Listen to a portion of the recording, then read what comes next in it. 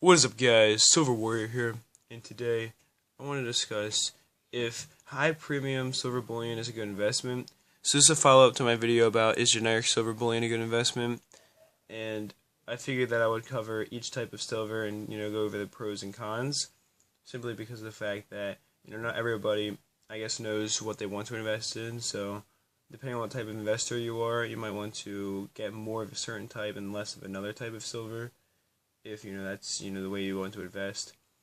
But anyway, let me just go over some of the pros of high premium bullion first. So the first big thing about it is that in a silver price collapse, it will still hold a lot of value. Now with these coins, some of their value does rely on the fact that silver is up at $21 an ounce area. So, I mean, a little bit of their value definitely comes from that, but this coin's, $90 coin, so it definitely, even if silver lost half its value, this coin, might lose $5 in value at the most, because even if it lost $10 in melt value, it's still going to be a highly desirable coin. And this one's a little bit closer to melt, is when I paid $29.55 for this one. So, maybe that one I might, see a decent decline in price, but still, I mean, they do hold on to their value at least decently well in a silver price collapse. Not that one is going to happen necessarily, but that's probably the big, draw with them, is that they are really capable of doing that. And another thing I'm sure that people appreciate with these coins is that, since they're bullion pieces, they are highly recognizable around the world, especially, because of the fact that they're both such popular series. I feel as though, that to almost anybody, these coins might have value. I mean, you flip this over, it says 1 ounce fine silver, $1. I feel like that these coins would hold a good value in terms of the fact that simply they are respected as silver coins. Like I said, around the world, everybody knows that. No, I mean, because everybody knows that it has silver by looking at it. I mean, it says 1 ounce pure silver, and anybody who knows anything about silver will know that these coins hold value because they are such popular series. I mean, these ones get minted 77 million a year on average, or something like that, which is ridiculous. So clearly a lot are being sold, and as the silver prices climb, the sales of these coins have skyrocketed, but generally the ones being sold are lower premium bullion coins.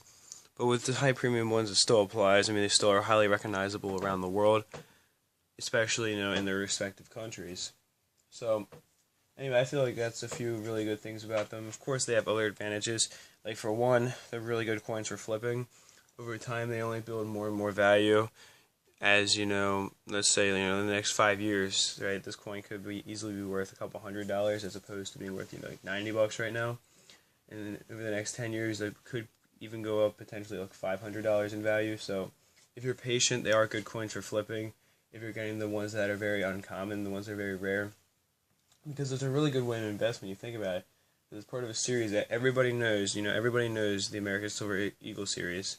It's an extremely popular series, yet this is one variation of it that almost no one can have. So it's part of a series that everyone knows, but it's a rare part of the series, but it still has the recognizable features of an eagle. So it still has the popularity, but it doesn't have the availability, which I feel like creates a massive demand spike. Now, of course, some of the value is not, completely natural. It is fabricated value because it was being forced simply by having a lower mintage, as opposed to U.S. coins, which over time built their value. The constitutional stuff, where they might have minted a slightly lower amount of it, but then some got melted down, and things like that really built the value over time.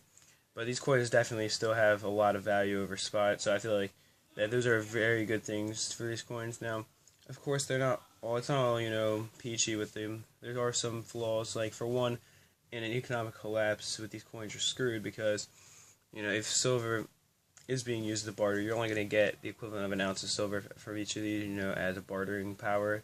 So you only have the bartering power of 2 ounces of silver, but you spent the currency to buy, 6 ounces of silver, right? Between these two coins, I probably could have bought 6 ounces of silver as opposed to 2. That's a pretty bad cost average, which for an economic collapse is a really bad thing. And if silver bubbles again, let's say that it were to hit $60 an ounce, I would still, at $60 an ounce, I would never see my money back on this coin. This one, if I had to, I would sell it, which I wouldn't do, but I couldn't profit off of either one, or I couldn't profit off of this coin in a silver price bubble. And this one, I would make, half the profit that I could have with, just buying regular silver. So maybe it's not the best investment if you're one of those people that believes that silver is definitely going to only go up in the next few years, to like ridiculous heights. Maybe these aren't good coins for you. But I don't know. I mean, other than that, though, I feel like they're really good things to own, really good diversification to your stack, and I do hope you enjoyed the video. That is it for this one. Peace, love, and much respect.